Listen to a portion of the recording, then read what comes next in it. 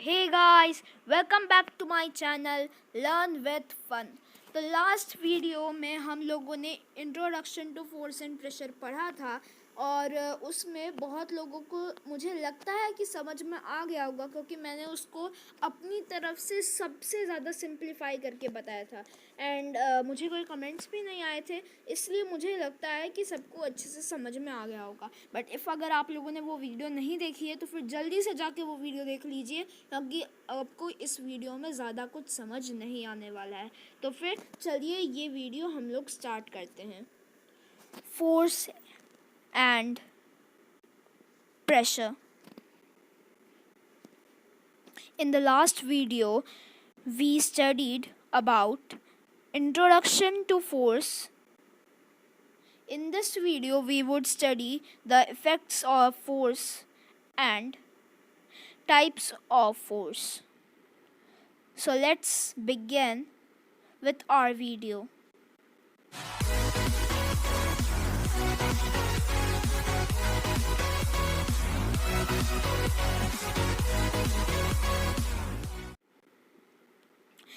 There are 5 effects of force. Force can move stationary objects. Force can stop a moving object. Force can change the speed of a moving object. Force can change the direction of a moving object. Force can change the shape and size of a moving object. First, force can move a stationary object. तो चलिए इसको हम लोग देख लेते हैं।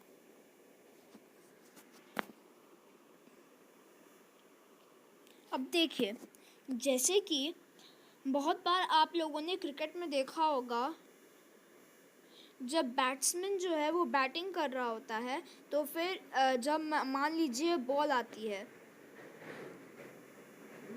है या फिर क्रिकेट छोड़ लीजिए, मान लीजिए आप लोगों ने गोल्फ में देखा होगा कि बॉल जो होती है उस पर जब हिट जाता है उससे पहले बॉल स्टेशनरी होती है, बट जब फर्स्ट हिट लगता है तो फिर बॉल अपनी उस हिट के हिसाब से स्पीड पकड़ती हैं। दोस्तों, वो हिट और कुछ नहीं है बल्कि फोर्स ही है, यानी कि आप जितनी ज़ोर से बॉल पर फोर्स लगाएंगे उतनी ज़ोर से बॉल मूव करती है, जिसका मतलब ये है कि फर्स्ट हिट जो है बॉल का उसमें बॉल को फोर्स पड़ता है, जिसके कारण बॉल मूव करती है। तो चलिए अब हम लोग अपने सेकेंड वाले टॉपिक पर, इफेक्ट ऑफ फोर्स पर चलते हैं। Second, force can stop a moving object. दोस्तों, आप इस फोटो में देख सकते हैं कि एक आदमी जो है यानी कि गोलकीपर जो है वो गोल को रोक रहा है। तो फिर आप लोगों ने ऑब्वियसली फुटबॉल के मैचेस तो देखे ही होंगे, सब ने स्टेडियम में जाकर नहीं तो फिर सब ने फुटबॉल मैच टीवी पर तो देखा ही होगा। उसमें आप लोगों ने ये तो देखा ही होगा कि ये जो गोलकीपर होते हैं उनका बस एक काम होता है कि गोल को रोकना।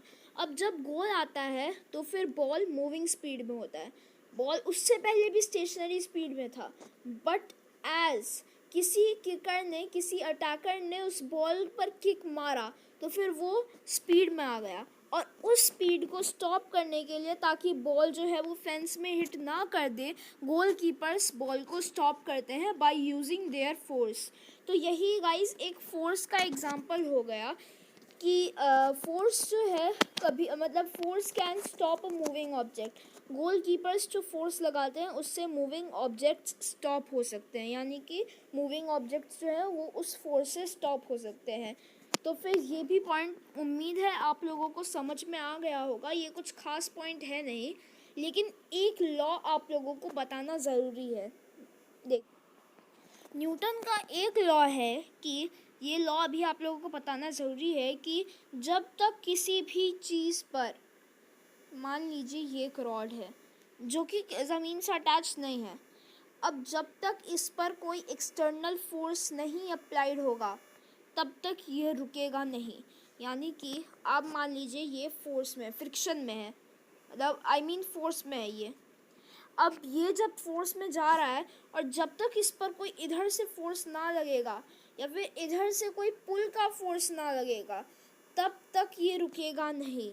यही एक न्यूटन का लॉ है कि जब तक कोई भी चीज़ जो कि रेस्ट पर है उस पर एक्सटर्नल फोर्स नहीं लगेगा, या फिर जब तक कोई चीज़ मोशन में है उस पर एक्सटर्नल फोर्स नहीं लगेगा, तब तक रेस्ट चीज़ मोशन में नहीं आएगी, और जो चीज़ मोशन में ऑलरेडी है वो भी रेस्ट नहीं कर सकती है। अब आप लोग बोल रहे होंगे कि ये जो है, मान लीजिए आप लोगों ने एक बॉल फेंका, एक बॉल आप लोगों ने फेंका ऊपर, आप लोग का स्टेडियम इधर है और आप लोगों ने ऊपर बॉल फेंका। थोड़ी देर बाद वो बॉल नीचे आ जाती है और नीचे आकर थोड़ा इधर उधर गुड़कती है, फिर बाउंस करती है और फिर रुक जाती है। तो फिर इसमें भी फोर्स इंक्लूडेड है। भले ही ये फोर्स आपने नहीं लगाए हो, बट ये नेचुरल फोर्स है, यानी कि नेचर के द्वारा लगाया है। आप लोग को तो पता ही होगा कि धरती जो है ग्रेविटेशनल फोर्स अप्लाई करती है हम लोग पर, जिससे कि हम लोग ज़मीन पर चल सकते हैं, कूद सकते हैं। इसी वजह से स्पेस में हम लोग चल नहीं सकते, क्योंकि स्पेस में ग्रेविटी नहीं है। क्योंकि स्पेस में ग्रेविटी नहीं है, बट धरती पर है। अब मान लीजिए आप लोगों ने बॉल को ऊपर उछाला, तो बॉल ऊपर जाएगी, लेकिन नीचे की तरफ से इसको एक फोर्स खींच रही है, और वो फोर्स है ग्रेविटेशनल फोर्स। मैं इधर अभी GF लिख देता हूँ। ग्रेविटेशनल फोर्स वो फोर्स है जो इसको नीचे खींच रही है। अब ये नीचे आई, तभी भी इसको रेस्ट में नहीं रहना चाहिए, इसको तो हमेशा बाउंस करते रहना चाहिए। तो अब मान लीजिए ये नीचे आया फिर से, और फिर से ये बाउंस करके ऊपर गया, तो फिर से ग्रेविटी ने इसको खींचा। इसीलिए जो है वो धीरे धीरे बाउंस करते करते नीचे आता है, नीचे आता है, नीचे आता है, और आखिर में वो नीचे आके रुक जाता है। अब आप लोग बोलेंगे कि नीचे आके अगर मान लीजिए इसको ऐसे स्लैंटिंग स्लोप मिला, तो ये नीचे आके तभी भी गुड़कता रहेगा हमेशा। अब स्लैंटिंग स्लोप आया, ये गुड़कने लगा, और फिर एक सीधा स्लोप आ गया, तब उस पर ये क्यों रुक जाता है? तो फिर देखिए, इस पर भी नेचुरल फोर्स ही लगता है। जब ये इधर से चलता है, इधर से स्लाइड होके धीरे धीरे, तब बहुत दूर के बाद क्या होता है, इस पर फ्रिक्शनल फोर्स अप्लाइड होती है। फ्रिक्शनल फोर्स वो फोर्स होती है जो कि किसी भी ऑब्जेक्ट को अपना काम करने देने से रोकती है। यानी कि इसको बॉल को अपना काम करना है, बॉल को मूव करना है, लेकिन ये फ्रिक्शनल फोर्स इस बॉल को अपना काम नहीं करने देगी। फ्रिक्शनल फोर्स इधर से अप्लाई होती है, ज़रूरी नहीं है इधर से अप्लाई होगी। मान लीजिए इधर से बॉल का मूवमेंट है, इधर से अगर बॉल का मूवमेंट है, तो फिर फ्रिक्शनल फोर्स इधर से अप्लाई होगी, यानी कि फ्रिक्शनल फोर्स उल्टी डायरेक्शन में अप्लाई होगी जिस डायरेक्शन में बॉल है। जिस डायरेक्शन में बॉल का फोर्स लग रहा है, उसी डायरेक्शन के उल्टे में फ्रिक्शनल फोर्स अप्लाई होगा। तो ये तो मैंने आप लोग को आगे की बात पढ़ा दी। चलिए हम लोग टॉपिक पे दोबारा से शिफ्ट होते हैं।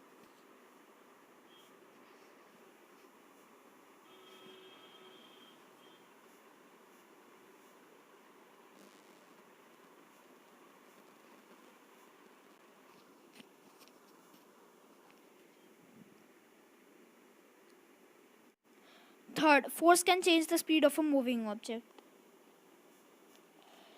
आप लोगों ने देखा होगा कि जब कोई भी बैट्समैन क्रिकेट का बैटिंग करता है, तो फिर बैट्समैन जो है वो किसी भी चीज़ पर फोर्स अप्लाई करता है, उसमें ताकत होनी चाहिए, तभी बैट्समैन अच्छा खेल सकता है। यानी कि उसके आर्म्स में ताकत होनी चाहिए। क्यों? ताकि वो फोर्स ज़्यादा लगा पाए। जितनी ताकत होगी उतनी फोर्स लगाएगा। मान लीजिए बॉल आई स्पीड में, उसकी कम स्पीड है। अब मान लीजिए बॉल की कम स्पीड है, उसमें बैट्समैन ने बहुत स्पीड से बैट को घुमाया और वो बॉल को टच किया, तो जिस डायरेक्शन में बैट्समैन ने बॉल घुमाया उस डायरेक्शन में बॉल गया। डायरेक्शन उसका चेंज हुआ, स्पीड चेंज हुआ, दोनों उसका चेंज हो जाता है एक फोर्स के कारण।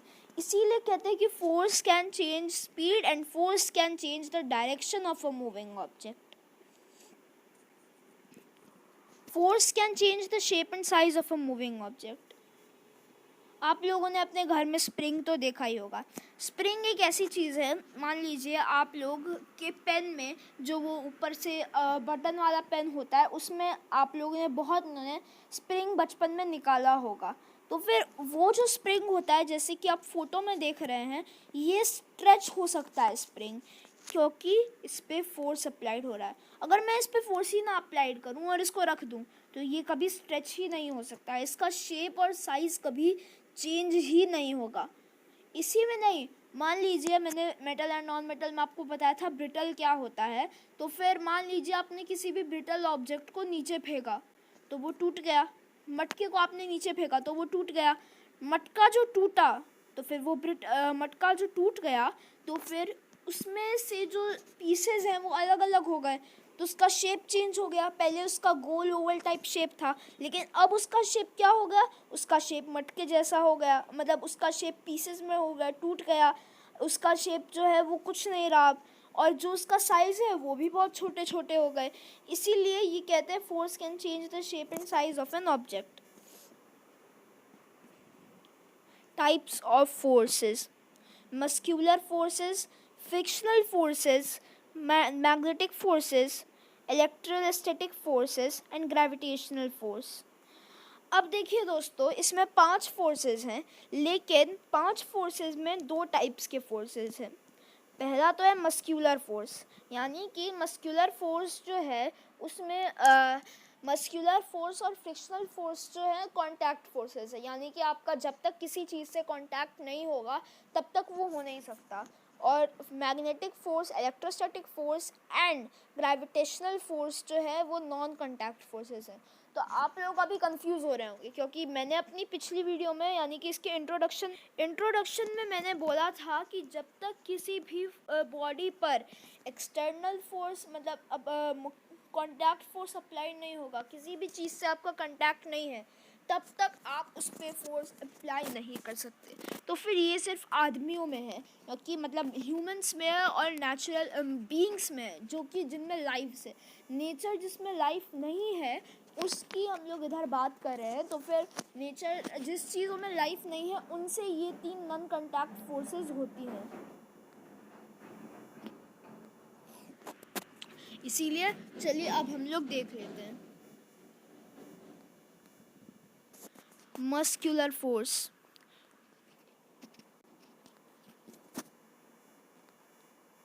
देखिए मस्क्यूलर फोर्स जब आप लोग जो है आप लोगों ने सूमो देखा होगा या फिर वेट लिफ्टर्स को देखा होगा, तो वेट लिफ्टर्स जो हैं वो बॉडी जब बिल्ड करते हैं यानी कि डंबल्स उठाते हैं बहुत बड़े बड़े कॉन्टेस्ट्स में, यानी कि इसमें आप लोग देख रहे हैं ओलंपिक में इन्होंने उठाया था डंबल। तो फिर क्यों, क्योंकि इनकी जो मसल्स थी वो फोर्स अप्लाई कर रही थी इस पर, इनकी जो मसल्स थी वो डंबल्स पे फोर्स अप्लाई कर रही थी, और इनके ज़्यादा मसल्स थे डंबल्स से, तो फाइनली इनके मसल्स जीत गए। ऐसे ही घोड़ा जो है वो अपने मसल्स का फोर्स जो है वो कार्ट पे अप्लाई करता है, जिससे कार्ट जो है वो बहुत तेज़ी से मूव करता है, और इसीलिए घोड़े को ही चुना जाता है, क्योंकि घोड़ा एक बहुत ही ज़्यादा मस्क्यूलर एनिमल है, और घोड़ा एक बहुत ही ज़्यादा मतलब वो है स्ट्रॉन्ग एनिमल है। इसीलिए हमेशा कार्ट के लिए ज़्यादातर प्रेफरेंस घोड़े को ही दी जाती है। फ्रिक्शनल फोर्स,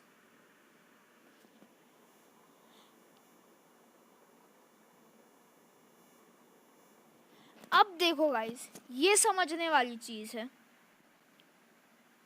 देखो आप, फ्रिक्शनल फोर्स जो है, मान लो कोई गाड़ी है, कोई गाड़ी अभी मैंने जैसे आपको दिखाया था, गाड़ी ही नहीं कोई भी रोलिंग ऑब्जेक्ट है, मान लो किसी भी ढक्कन के ऊपर, किसी भी डब्बे के ऊपर 2 व्हील्स लगा दी और वो रोल करने लगा, इसमें भी फ्रिक्शनल फोर्स अप्लाई होगा। किसी भी मूविंग ऑब्जेक्ट में फ्रिक्शनल फोर्स अप्लाई होगा, ये बहुत ज़रूरी चीज़ है।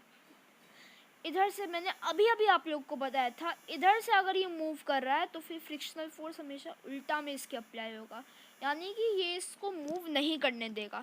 बस इतना सा ही है फ्रिक्शनल फोर्स। इसीलिए अगर आप किसी पर कॉन्टीन्यूस फोर्स नहीं लगाते रहते तो थोड़ी देर बाद वो रुक जाता है। जैसे आप लोगों ने देखा होगा, साइकिल आप बहुत तेज़ी में स्पीड में चलाइए और उसके बाद उसको छोड़ दीजिए, थोड़ी देर तक वो उसी तेज़ी स्पीड में चलेगा, यानी कि 5-6 सेकंड तक, फिर वो अपनी स्पीड थोड़ी सी स्लो करता जाएगा, फिर करते करते करते करते वो रुक जाएगा, और फिर से आपको पैडल मारना होगा। क्यों, क्योंकि रोड पर जब आप साइकिल चलाते हैं, मान लीजिए ये साइकिल है, रोड पर आपने चलाई साइकिल को इधर से, तो अब जो है साइकिल पर इधर से फोर्स लगेगा, रोड इधर से फोर्स लगाएगा, इसीलिए साइकिल थोड़ी देर बाद रुक जाती है। मैग्नेटिक फोर्स,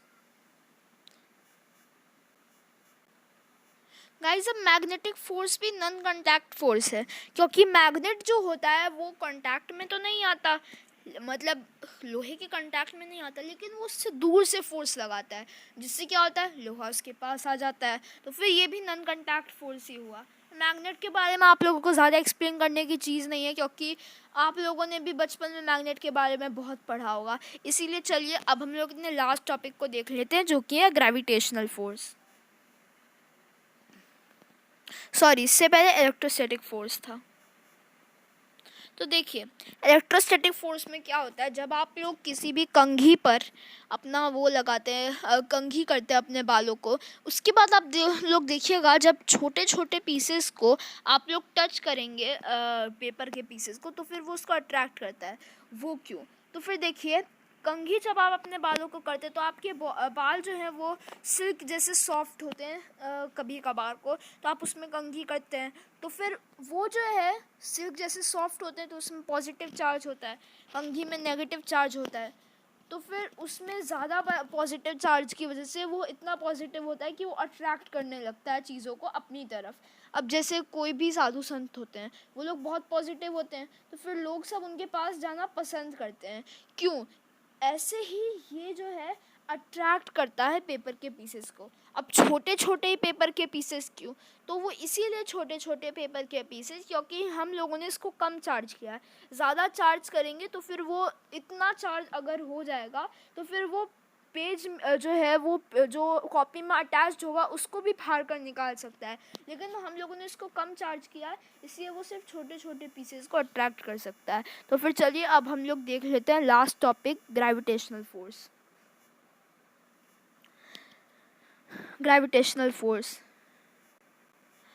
आप लोगों ने इनको तो पहचान ही लिया होगा, ये है आइजैक न्यूटन, जो कि एक बहुत ज़्यादा बड़े प्रोफेसर थे ग्रेविटेशन के। आइजैक न्यूटन जो थे उन्होंने ग्रेविटेशन को इन्वेंट किया था, इसलिए हम लोगों ने उनकी पिक्चर को इधर लगाया है।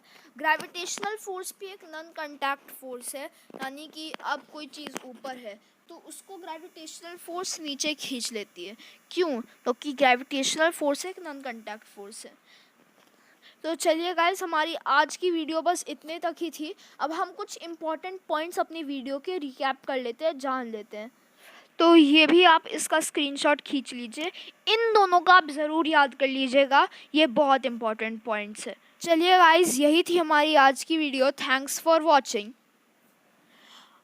एंड यस, प्लीज़ अगर आपको ये वीडियो अच्छी लगी तो लाइक कीजिए, शेयर कीजिए और सब्सक्राइब कीजिए, ताकि और उसके बगल सब्सक्राइब के